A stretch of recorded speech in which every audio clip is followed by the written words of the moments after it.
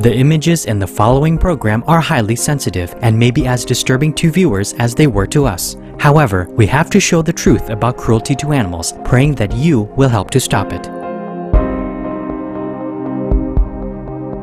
Conscientious viewers, this is the Stop Animal Cruelty series on Supreme Master Television.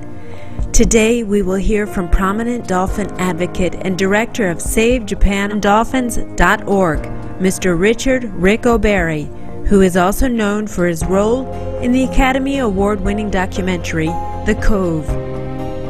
The film exposes the sheer terror encountered by the approximately 20,000 dolphins that are annually trapped in a cove and then murdered for meat in Taiji, Japan. Some of the captured dolphins, however, are kept alive and sold to aquariums, zoos, and so-called amusement parks. Rick O'Barry was once a dolphin trainer for the popular American TV show Flipper. However, he had a change of heart when he saw the terrible emotional and physical toll that life in captivity has on these sensitive and intelligent beings. Dolphins have a very large cerebral cortex and an associational neocortex of significant size. They have an impressive cognitive capacity. Scientific studies have shown them to be self-aware and very social beings. Dr. Lewis M. Herman, a faculty member of the Department of Oceanography at the University of Hawaii, USA, describes dolphins as our cognitive cousins, to highlight the fact that bottlenose dolphins' level of reasoning is the same as that of humans and the great apes. The enormous stress of being chased and herded into a small cove is more than these beings can bear. They are so terrified that some will die of shock, and pregnant females may spontaneously abort their fetuses. The dolphins that do escape become extremely upset upon seeing their pod or family members captured and in distress, and sometimes, instead of fleeing in fear, will stay to try and release or simply comfort their loved ones. And much like in the cove you see them putting a long pole in the water, and then they hit it with a hammer and it creates a wall of sound. And that drives the dolphins in. It terrorizes them. They do the same thing in the Solomon Islands, except they use very small canoes, and they have a hand-carved paddle. It's a solid tree trunk. And they go out and they have two river stones, very dense stones. When they find the dolphins, they bang them together, and that drives them into the cove, just like in Taiji, and they're slaughtered. Some are captured. Mr. O'Barry came to Singapore in early October 2011 to try and convince a local resort constructing an aquarium to free 25 bottlenose dolphins they purchased to put on display. These cetaceans were caught in the waters off the Solomon Islands, a nation in the South Pacific, which is a big source of dolphins for the aquarium and zoo industries. Well, there's 25 right now there that are going to China, but there are not that many dolphins there, and they keep taking more and more. They took 25 to another casino resort in Dubai. There was about 80 that went to Mexico to a dolphin abusement park. There were 25 that went to the Philippines that are scheduled to come here. And now there are 25 more that want to sell them to China. All of them captured violently. A lot of them died in the process. Dolphins are very family-orientated mammals. The females are particularly close and will spend their whole life with their mother and sisters in a family pod. So capturing even one dolphin from a pod is grievous and is the human equivalent of kidnapping. Imagine your child being snatched away and sold into slavery to perform for the amusement of others. That is exactly what happens when a dolphin is taken from the ocean and sent to an aquarium. The abduction of one dolphin causes untold mental anguish to the entire pod. After being taken captive, the dolphins are transported for sale. With little or no veterinary supervision and under extremely cruel conditions, the dolphins are taken by truck while carried on stretchers. Being confined to the vehicle, out of water and away from family, is very disturbing and damaging to the animal. Improper handling sometimes causes injury or death to the dolphins, as does a lack of hydration. Furthermore, dolphins are very heavy and need the buoyancy of water to protect their bodies. When they are out of water, the full weight of their body pushes down on their internal organs, which may rupture or get squashed, thus causing massive internal bleeding and trauma resulting in death. On arrival at the aquarium, they are kept in a small containment tank. Being restricted to a tiny pool away from home is more than most dolphins can handle. In fact, 53% of captured dolphins die within 90 days of being stolen from the seas. This is just the beginning of what is to be a short and tortured life. To train dolphins to perform the unnatural tricks that we often see, such as jumping through hoops, the wild animals must be coerced. The dolphins may be starved so that they will perform when given food as a reward, and the dolphins that refuse to cooperate, they may be left isolated in a small tank as punishment. The conditions under which captive dolphins are kept are truly abysmal, as even the biggest tanks provide less than a fraction of a percent of the natural range of a dolphin in the wild. Normally, these noble marine mammals are used to swimming tens of kilometers per day. In addition, these pools are filled with hazardous chemicals such as chlorine, which irritate the skin and the eyes of these sensitive beings.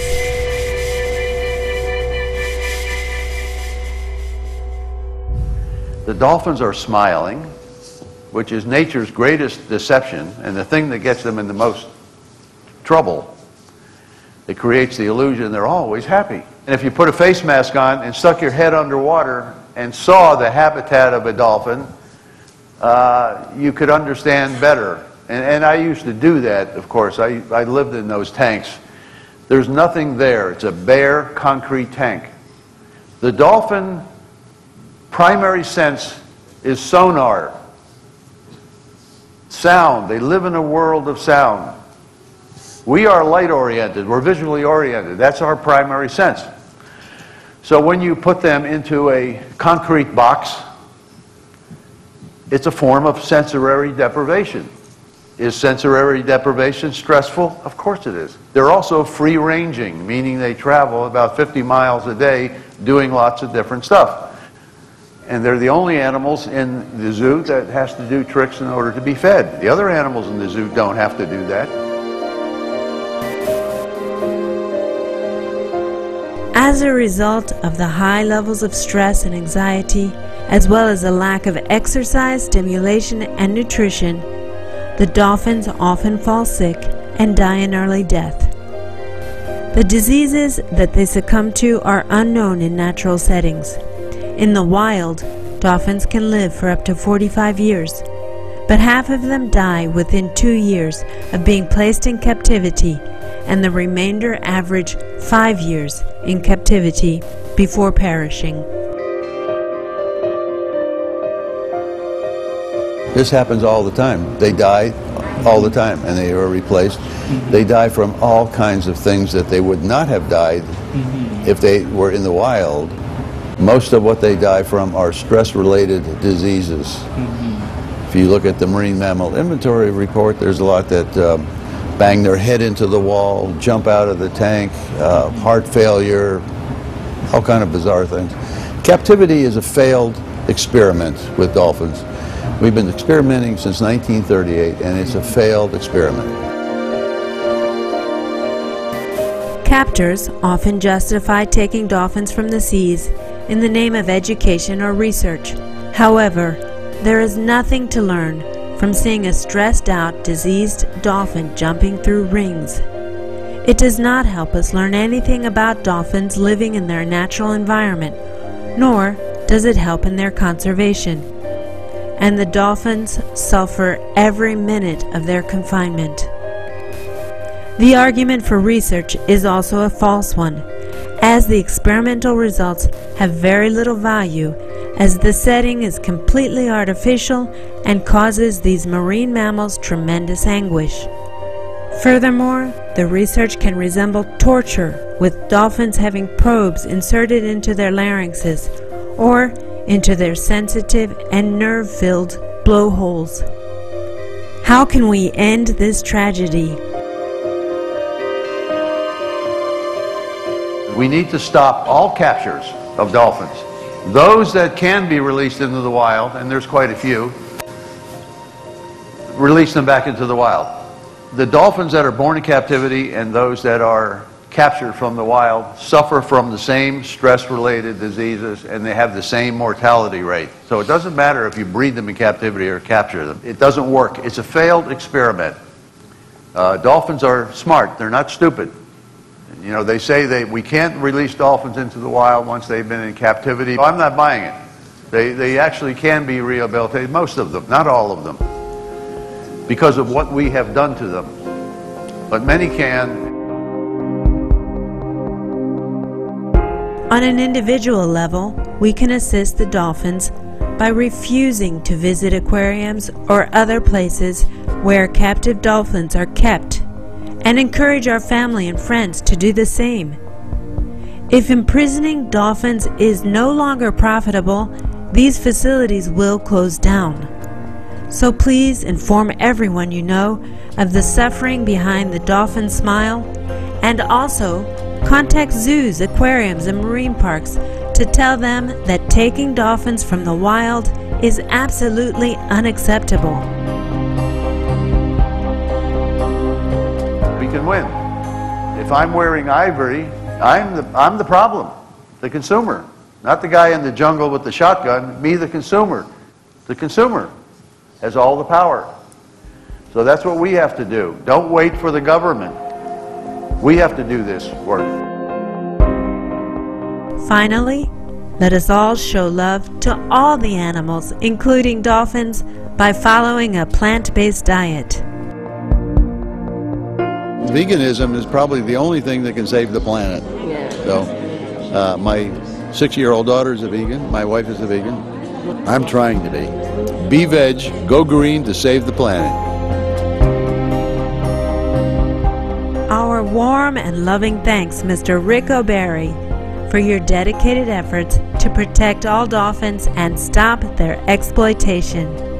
We pray all dolphins soon enjoy everlasting freedom. For more information on Rick O'Barry and protecting dolphins, please visit www.savejapandolphins.org. Thank you for your company today on our program. May humanity soon live in harmony with all beings. For more details, please visit www.suprememastertv.com/stop-animal-cruelty.